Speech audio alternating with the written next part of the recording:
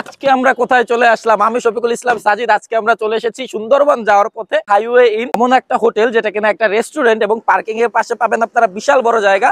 আসুন আমার সাথে আমরা ঘুরে দেখি পুরো হোটেলটা। এখান থেকে মূলত তাদের রেস্টুরেন্ট এবং উপরে হলো তাদের হোটেল। একটি বাস, ইভেন এই বাসটাও কিন্তু মোংলার দিক যাচ্ছে, যাদের গন্তব্য সুন্দরবন। এই মোটেলটা মূলত একটা পেট্রোল পাম্পের পাশে এবং এখানের খাবারগুলো যেমন সুন্দর, এখানের আবাসন ব্যবস্থাও উন্নত মানের। যারা সুন্দরবন ঘুরতে যাবেন, ফ্যামিলি নিয়ে আসবেন, তাদের অবশ্যই আশেপাশে কোথাও থাকা লাগবে। মোংলায় তেমন থাকার কোনো ব্যবস্থা নাই, আপনার খুলনায় থাকতে হবে। কিন্তু আপনি যদি চিন্তা করেন খুলনা শহর থেকে একটু দূরে থাকবেন, যেখান থেকে মোংলার ডিস্টেন্স কিনা খুবই কাছে, খুব তাড়াতাড়ি যেতে পারবেন, তাহলে আপনার এই মোটেলে আসা লাগবে। মোটেলটার অভ্যন্তরীণ ডিজাইন খুবই সুন্দর এবং ভিতরের পাশাপাশি এর ছাদ থেকে একটা অসাধারণ ভিউ পাওয়া যায়। আমার সাথে থাকা জেবিএন ভাই এবং গোপাল দাদা ছাদের উপরে শুট করতেছিল। বৃষ্টির এই মুহূর্তটা খুব বেশি সুন্দর। শুধু উপরে ঘুরলে হবে, আসেন আপনাদের সাথে এখানের খাবার হোটেলটার পরিচয় করিয়ে দিই। খাবার হোটেলটা যদিও এই হোটেলের নিচেই রয়েছে, শুরুতেই এখানে ঢুকলেই আপনারা খুব ভালো সিটিং অ্যারেঞ্জমেন্ট দেখতে পারবেন এবং এগুলো ফাইন ডাইনের মতো সাজানো থাকে। এখানে আপনারা অনেক কিছু পাবেন, কিন্তু তার ভিতর যেটা স্পেশাল ছিল সেটা হলো চুইঝালের গরুর গোশ, চুইঝালের হাঁসের গোশ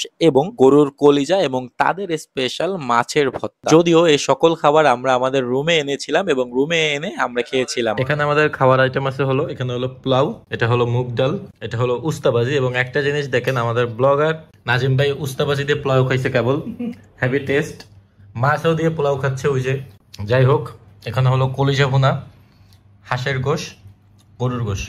তো বেশি কথা না বলি, খাওয়া শুরু করি। হোটেল প্লাস থাকার জায়গা থাকলে একটা সুবিধা যা হয়, ঘরের মতো খাচ্ছি খাটের পর বসে। গরুর গোশটা নেই, এখানে আমরা আরো কিছু অর্ডার করছিলাম, গরুর গোশ, হাঁসের গোশ, এবং এইটা দেওয়ার সময় বলছিল আমাদের হাঁসের গোশটা এটা নাকি যেহেতু বাগেরহাটের ভিতরে পড়ছে, বাগেরহাটের নিজস্ব হাঁস। এবং আরেকটা ফান ফ্যাক্ট, বাগেরহাট কিন্তু পুরো বাংলাদেশে সব থেকে বেশি চিংড়ি উৎপাদন করে এবং হাঁসের উৎপাদন এখানে বেশি ঘেরের উপরে। এবং এখানে হলো গরুর কলিজা। প্লেটটা যদিও ভরে গেছে, এত খাইতে পারবো কিনা তা জানি না, কিন্তু এত সব নেওয়ার কারণ হলো আপনাদের টেস্টটা ভালো মতো বলার জন্য। পোলাওর টেস্ট অ্যাজ ইউজুয়াল খুব বেশি বিস্তর ভাবে ব্যাখ্যা করতে পারবো না আমি, গরুর গোশটাই দেখা যাক। বিসমিল্লাহ। গরুর গোশটা খুবই সরিষার তেলে রান্না করা, একটা স্পাইস আসতেছে সরিষার তেলের, মেবি মজা।